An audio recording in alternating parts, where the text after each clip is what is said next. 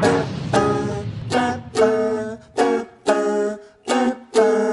1 minute to talk about Doctor Who. Just 1 minute, or maybe two. Welcome to YouTube, we're talking Doctor Who. For you.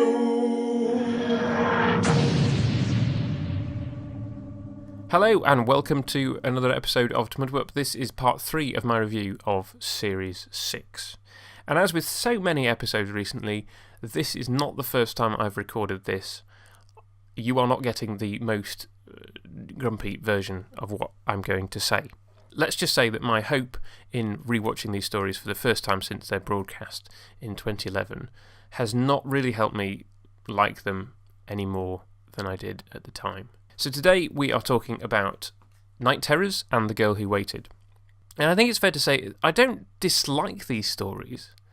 Maybe it'd be more interesting if I thought they were actually really rubbish. I don't dislike them. They just don't really engage me or speak to me. And it's all to do with who's in them, I think. I enjoy Fear Her, surprisingly enough. I know a lot of people hate it. I quite enjoy it. I think it's an interesting idea. I think it's an interesting concept. And Night Terrors is essentially a rerun of Fear Her. There's many of the same beats in the story. The idea of this child kidnapping people and putting them into a cupboard or drawings is very much the same. The people that get in the way of, in Fear Her's case, the friendship with the Isolus, and in this case, just people who are scary, that George is frightened of, are put away.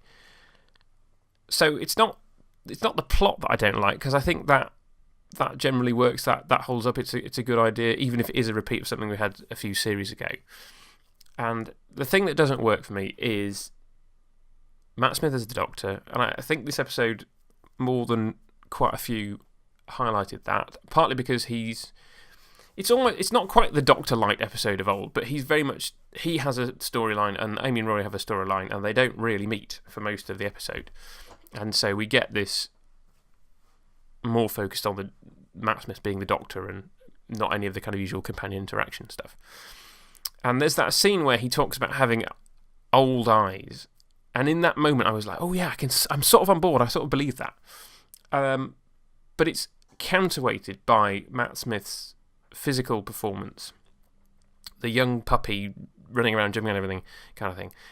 And I know that's kind of the point. I know that we're supposed to be able to kind of have the Doctor regenerate into a younger body, and for us to believe that he is as old as he's supposed to be, hundreds, thousands of years old by this time.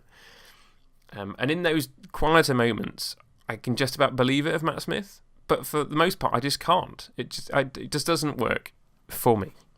And I know that that's me, and that's not necessarily a fault of Matt Smith or the casting or the direction or anything. It's just something in me, and it just doesn't work for me, unfortunately. I would like it to, it doesn't. So, Night Terrors is not a terrible story, just a bit similar to something we've seen before, with people who I'm less likely to want to spend time with. And The Girl Who Waited has a similar problem. There are two issues with it. One is just, why can't Amy come back out into the foyer? Because we see Rory come back out into the foyer and he comes out from green, goes into red, sees Amy's not there, comes back out. And we realise that they're on a different time stream. The Doctor works out she's about a week ahead. Why can't she come out? And the Doctor and Rory just wait in the TARDIS for a week. Don't understand that. Recall not understanding that at the time. Still don't understand that now. If somebody can explain that to me, great. That aside, okay, so the contrivance is she has to go in to make the story happen. That's fine. We get this paradox. Old Amy, young Amy. And can Rory save both of them?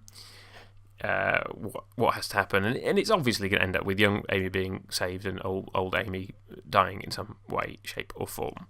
And that's all fine. Straightforward, sci-fi paradox. Fair enough. But at the heart of it is the relationship between Amy and Rory, which is a relationship I just don't get. There are relationships in real life that you don't get. You recognise that two people are together and that apparently they love each other and they have a relationship, but from the outside looking in, you just don't understand it. And that's where I found myself with Amy and Rory. And again, that's probably me. That's probably my fault. But means that I don't really care about the story as much. I've recently finished re-listening to watching The Celestial Toymaker as something that's come up on my random watching of the show. And it's rubbish. Whoever said it was a classic was talking nonsense. Jeremy Bentham in A Celebration, you got that one wrong. But it's not as bad as it could be because I quite enjoy spending time in the company of Stephen and Dodo. There's a moment where Dodo charms Sergeant Rugg, which is a really, really nice moment.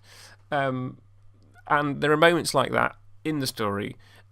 It's mostly rubbish. Music's awful. The sets sound made of wood, which they are. I don't know. It's criticism. You can level that criticism of lots of stories in the classic era. That all aside, it's made better by having companions who I enjoy spending time with. And I suspect that if The Girl Who Waited had been a story in the early Hartnell era, where the Doctor and Susan are in the TARDIS because they're going to die from they would die if they went in because of the two-hearted disease. Not that they had two hearts at that point. That was a later addition to the show. But Ian and Barbara are the people who are split up. I would be much more invested in this story and would probably care about it, and it might make me cry. As it is, I don't care because I'm not invested in Amy and Rory's relationship. Believe me, that wasn't as grumpy and down as the previous recording, and it was shorter, so you've been spared.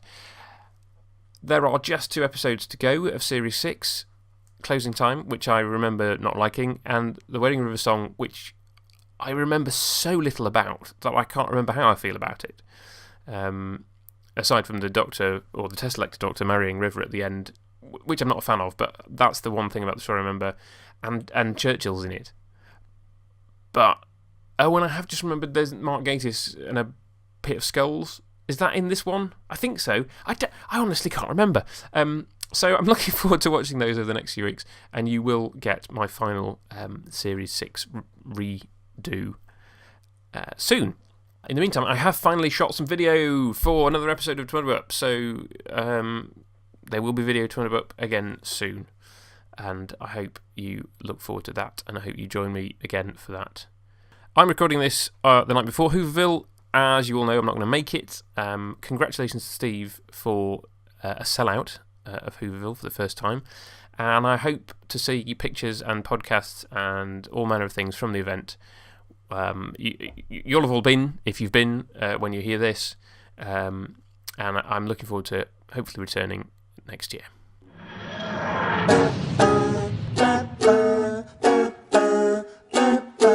Just 1 minute to talk about Doctor Who. Just 1 minute, or maybe 2. Welcome to YouTube, we're talking Doctor Who.